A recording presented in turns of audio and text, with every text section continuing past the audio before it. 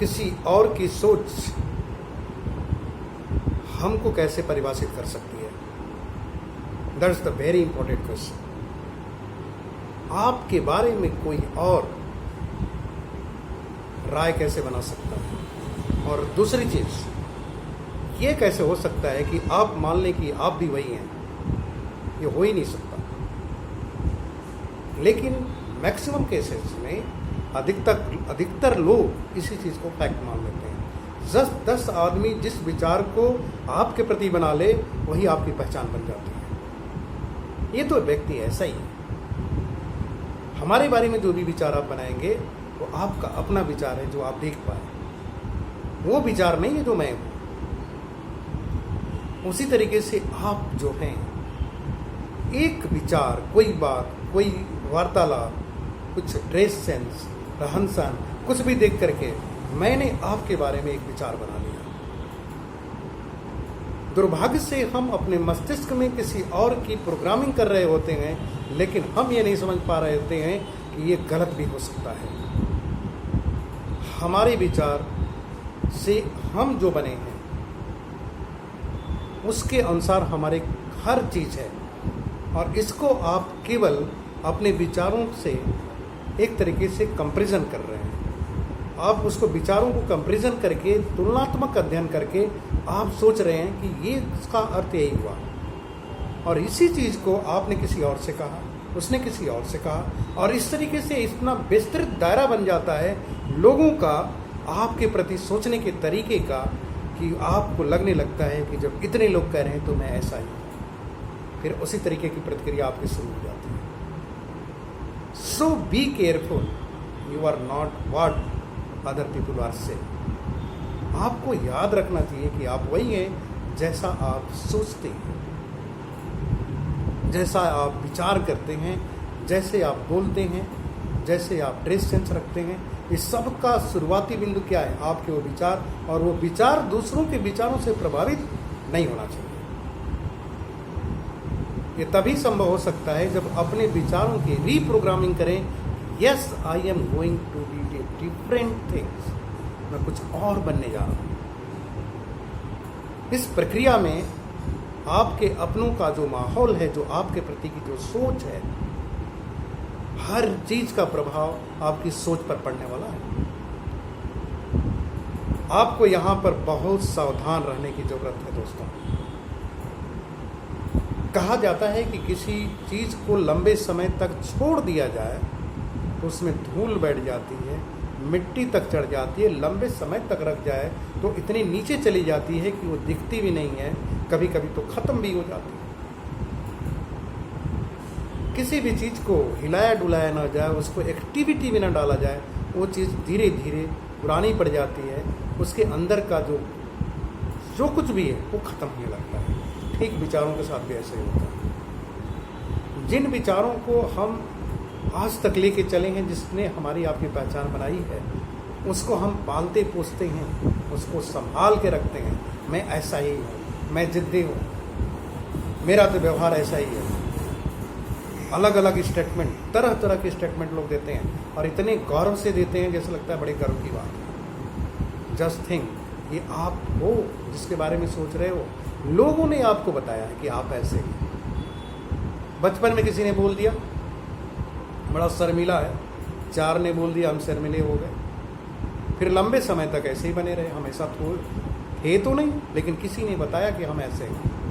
पूरे जीवन में आप अगर अपने आप को देखेंगे तो कुछ इसी तरीके की प्रक्रियाएं आपके जीवन में होती रहती हैं। आप किसी स्टेज पर प्रोग्राम दे करके आते हैं, लोग बोलते हैं वाह क्या बात है, आपने कितना बढ़िया प्रेजेंट किया। फिर आपको लगता है कि बहुत अच्छे स्पीकर है। 2-4 आके बोल देते हैं कि आपकी ये बात में कुछ कमी थी, वो खटक जाती है। कोई और राय देता है, और वो राय जब आपकी अपनी हो जाती है, उसी समय आपका विकास रुक जाता है, जो आपके अपनी सोच से होने वाला है। जो आपकी ईश्वरीय शक्ति, जो विचार है आपकी, जो ईश्वरीय शक्ति विचार क्यों है?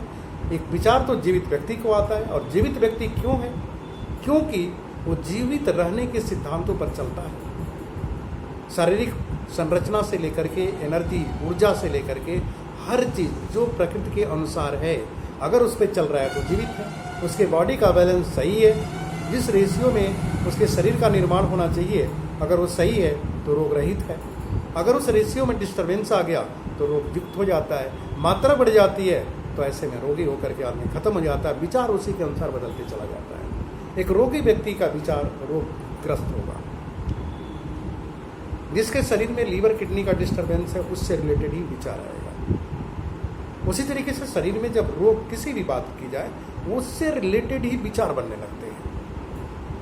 कहने का अर्थ ये है कि एक स्वस्थ व्यक्ति का विचार और एक अस्वस्थ व्यक्ति के विचार में फर्क होता है। तो ऐसे ही हमारे आपके अंदर जब अस्वस्थ विचार आने लगते हैं बाहर से, वो भी उतना ही प्रभाव डालते हैं जितना कि अंदर की रचनाओं में विकार से आपके विचार आते हैं।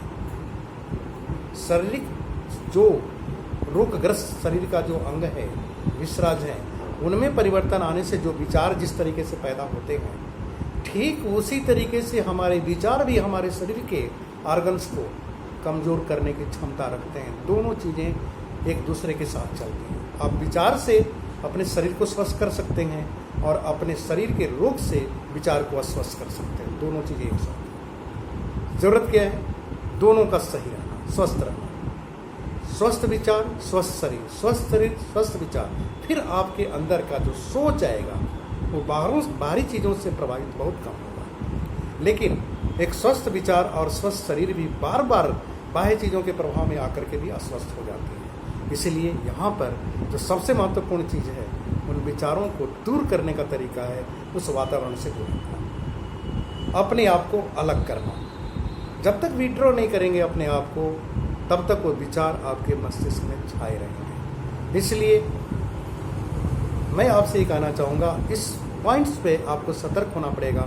अगर नए विचारों को पालन करने जा रहे हैं तो पुराने विचारों को छोड़ना होगा, और जब छोड़ेंगे तो आपके शरीर में होने वाली जो प्रक्रियाएं हैं, रासायनिक क्रियाएं, उन विचारों की वजह से उनकी जगह पे नए जो विचार हैं उनके अनुसार शरीर में रासायनिक क्रियाएं होंगी, और उस तरीके से खुश रहेंगे।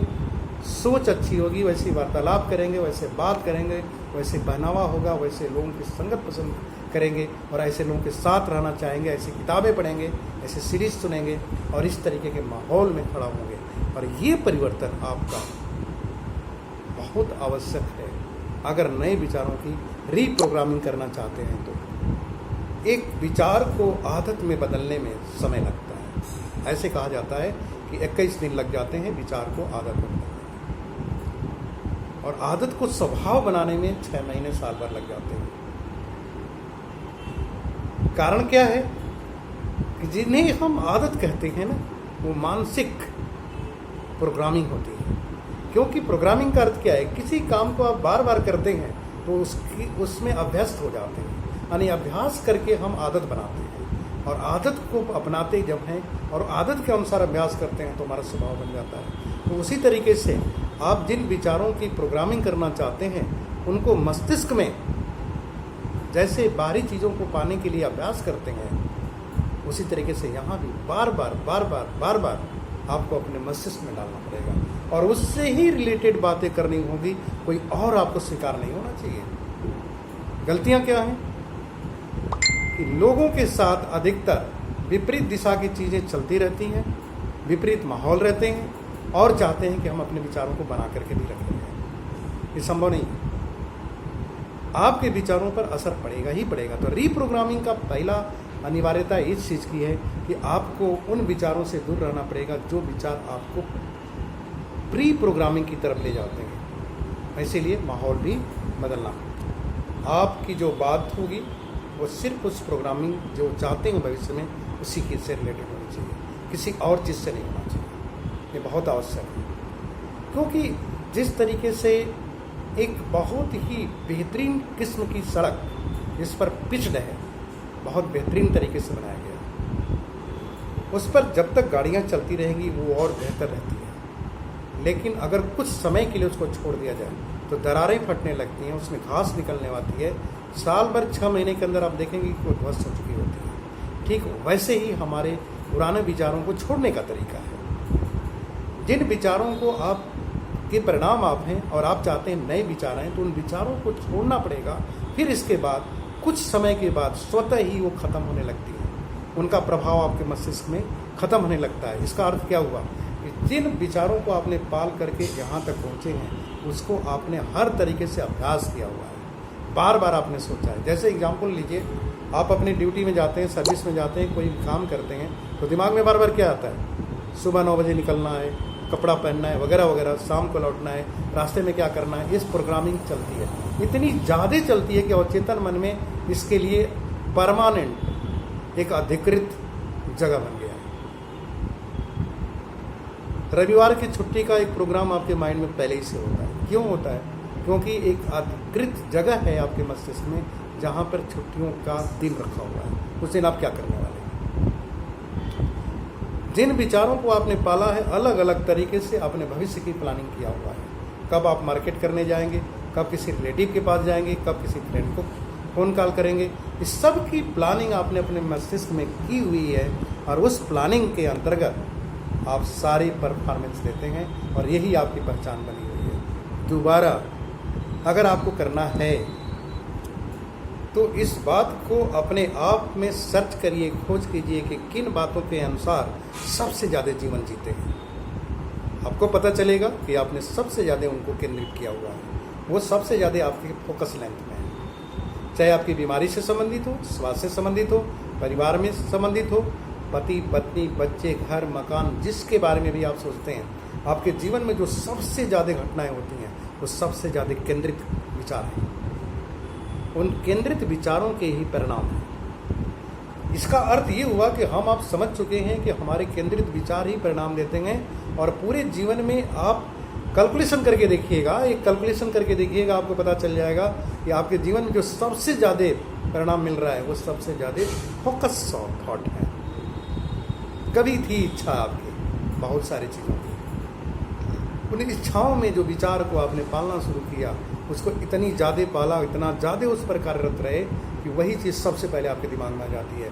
उसी तरीके से जीवन में होने वाली हर घटना का उत्तर भी उसी के अनुसार देने के लिए आप तैयार रहते हैं। जितनी भी नई घटनाएं, नई चुनौतियां हैं, उनके बारे में आपका कोई विचार नहीं है क्योंकि उसके बारे में आपने अभ्यास नहीं किया और उस तरीके की चीज़ों का विचार आप फिर दूसरों से राय लेते हैं। हमारे आपके पास क्या एक तरीका है कि जब भी जीवन में कुछ होने वाला होता है हम आप एक ही चीज़ करते हैं, दूसरों से राय लेते हैं और दूसरों से राय लेते समय भी सफल असफल का ध्यान नहीं देते, जो करीब होते हैं उनसे लेते हैं।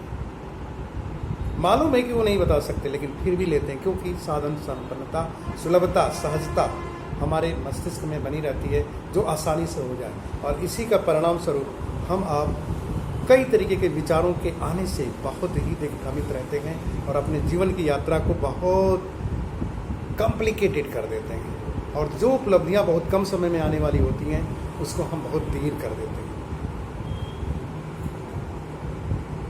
इसलिए अपने मस्तिष्क में ऐसे विचारों को डालिए जो आपको हमेशा मोटिवेट करें, प्रेरणा दें और प्रेरणा हमेशा भविष्य की मिलने वाली उपलब्धियों से आती है। विगत चीज़ें आपकी जितनी भी होती हैं वो सब बीत गई लेकिन हम सबसे ज़्यादा उन्हीं के ऊपर विचार करते हैं, यानी इतिहास को दोहराते रहते हैं। भविष्य की एक स्वरचित कल्पना के द्वारा स्वरचित भविष्य होना चाहिए जिसमें अपनी ज़िंदगी को आप उस रूप में देख रहे हैं जैसा देखना चाहते हैं।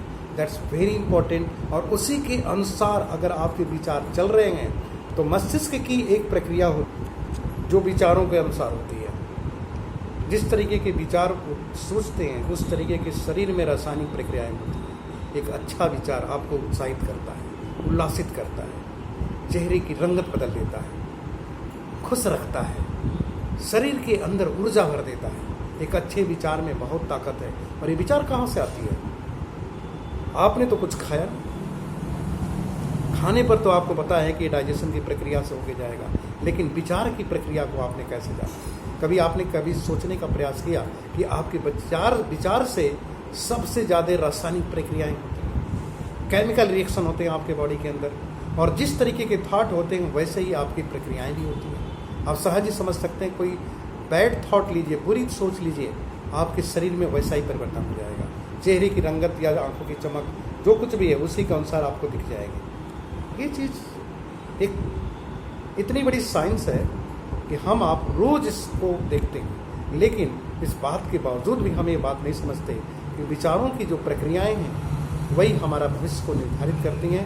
भविष्य का निर्धारित करने का मतलब आपके शारीरिक स्वास्थ्य से लेकर के मानसिक स्वास्थ्य से लेकर के सेहत ऊर्जा से लेकर के पारिवारिक रिश्ते से लेकर के सार्थक लक्ष्य, जीवन के अंतर्ज्ञान, आत्म जागरूकता, व्यक्तिगत संतुष्टि, जीवन की सारी उपलब्धियां इस शरीर के द्वारा होती हैं। और इसके अंदर जो रासायनिक प्रक्रियाएं हैं इस बात पर डिपेंड करती हैं कि आपके अंदर वो ऊर्जा डाल रही हैं कि ऊर्जा का ह्रास कर रही है। आपकी वो सोच आपको किस दिशा में ले जा रही है।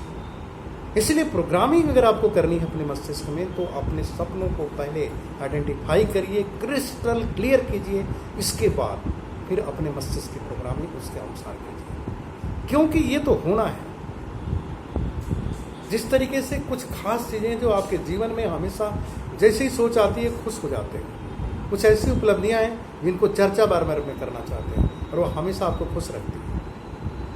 उसी तरीके से भविष्य की भी ऐसी आपके मस्तिष्क में एक सोच होनी चाहिए जिस सोच के आने से आप खुशी महसूस करें, अपने को ऊर्जावान महसूस करें, अपने अंतः प्रेरणा का एहसास हो, आप स्वयं मोटिवेट हो जाएं, किसी और के मोटिवेशन की जरूरत ना हो। कोई और बताए कि आप सुंदर हैं तो आप बहुत ज़्यादा खुश हो जाते हैं। क्या मतलब हुआ इसका? आपको पता होना चाहिए कि आपकी क्वालिटी क्या है। एक क्वालिटी तो हर व्यक्ति में है जो समान रूप से है, वो मनुष्य है, वो ह्यूमन बीइंग है।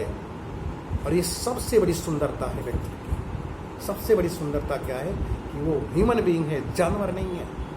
ये सबसे बड़ी सुंदरता है।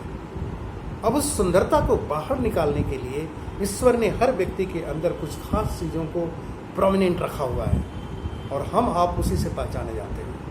आइडेंटिटी हमारी होती है कि वो ऐसा, कभी कद से, कभी हाइट से, कभी कलर से वगैरह वगैरह। लेकिन व्यक्ति के रूप में तो हर व्यक्ति एक जैसा है ना। वो मानव मस्तिष्क के साथ है, मानव शरीर के साथ है, उस 24 घंटे के साथ है जिसका परफॉर्मेंस उसको देना है।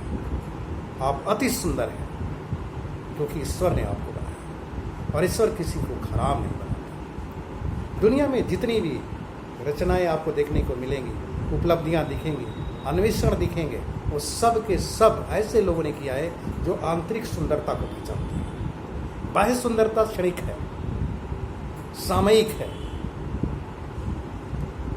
उम्र के हिसाब से, आयु पर निर्धारित है। समय के साथ सुंदरता बदलती चली जाती है। एक छोटे से बच्चे की सुंदरता, एक बड़े बच्चे की सुंदरता, एक मैच्योर पर्सन की सुंदरता, हर आयु में उसकी सुंदरता अलग अलग तरीके से डिफाइन होती है। सुंदरता का अर्थ सिर्फ और सिर्फ शारीरिक सुंदरता नहीं है। उसके साथ किस उम्र के व्यक्ति को कैसे सोचना चाहिए, क्या उसके अंदर और क्वालिटी ऐड हो गई, बचपन में उसके सोचने का तरीका, एक उम्र में जिसमें खेलने कूदने का समय है उस समय का आपकी सोच, एक शादीशुदा व्यक्ति के सोचने का तरीका, एक मैच्योर जो पति पत्नी के बाद बच्चे भी परिवार में आ जाते हैं उनके सोचने का तरीका, उसी तरीके से प्रौढ़ता आती है, बच्चे जवान होते हैं, उनके घर में नाती पोते आते हैं, यानी उनका परिवार बढ़ता है, उस व्यक्ति के सोचने का तरीका, उसके जीवन में उसके जीवन के सारे शैक्षणिक से लेके, पारिवारिक से लेकर के, सामाजिक से लेके, देश और अंतर्देशीय सारी चीज़ों को लेकर के जो उसके अंदर जो परिवर्तन हुआ है, उस सारी चीज़ों में उसका अनुभव जो जुड़ा है, उसके शरीर के परिवर्तन के साथ उसकी सुंदरता और बढ़ा देता है। सिर्फ एक चीज़ को सोचना चाहिए कि आपका फोकस कहाँ है। क्या सिर्फ शारीरिक सुंदरता को देख रहे हैं? क्या सिर्फ उसी जगह रुक जाते हैं? ये व्यक्ति बहुत सुंदर है, अलग अलग शब्दों में आइडेंटिफाई कर देते हैं लोग। माय डियर फ्रेंड्स, आपकी सुंदरता आपके अंदर से, आपके एज के हिसाब से, आपकी उम्र के हिसाब से, आपके अनुभव के हिसाब से, आपके रिश्तों के अनुसार, आपके सारे रिश्ते, सामाजिक, देश का, मनुष्य का, जीव जंतुओं का, उस रिश्ते से आपकी सुंदरता बढ़ती है। आप कितना भी सुंदर व्यक्ति हो लेकिन किसी को कष्ट देते हो, आप सुंदर नहीं हो सकते। सुंदरता का संबंध हमारे जीवन के उन चीज़ों से है जो अनुभव के साथ, उस मतलब आयु के साथ जुड़ती चली जाती हैं। एक 60 साल का आदमी, 65 साल का आदमी, 70 साल का आदमी, 80 साल का आदमी, मरने के पहले का भी व्यक्ति अति सुंदर होता है। बस शर्त ये है कि अपनी ज़िंदगी को उस अंदाज से जीते हुए अपने समय के अंतिम समय में, जीवन के अंतिम समय में उन सारी प्रक्रियाओं को, अपने अनुभव को दुनिया को देने लायक बना करके जाता है। अंत को ध्यान में रख करके चलने वाला व्यक्ति ही ऐसा कर पाता है। तो अपने मस्तिष्क की प्रोग्रामिंग के लिए जो अति आवश्यक है, इस चीज़ पर डिपेंड करती है कि आप अंत को ध्यान में रख करके प्रोग्रामिंग करते हैं या सामयिक देख के करते हैं।